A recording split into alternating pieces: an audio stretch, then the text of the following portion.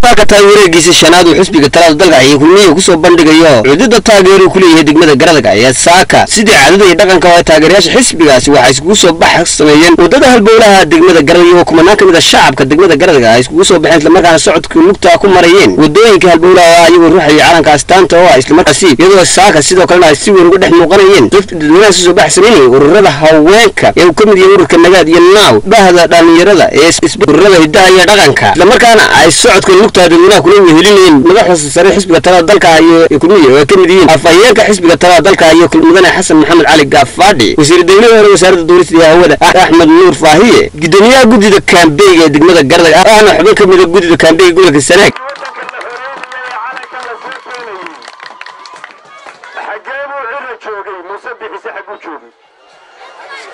waad garanaysaan heestigeela waxa ku jirtay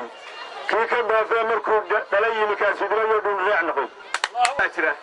oo xilliga idin la qaybsanayay dhibta iyo dhaawaca iyo dhibashada halka waxa ku dhintay 574 nin ayaa naftooda ku waayay degmadan ka tirsan dadka degmadan ka tirsan ragii idin la qaybsanayay waqtiga iyo xilliga adag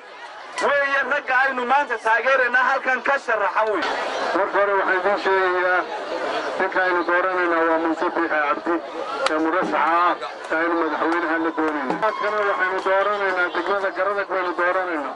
تجمع كردك وين دورنا وحنا دورنا هنا عد كذا صندوق كل بدايسه صندوق حكومية كل بدايسه وسبي كل بدايسه سعيد بدأنا حكومة دارنا نيسا أي مسك كذا وقعدنا هذا السيرة والبعض تقرأ كمريض الشمال لان جرد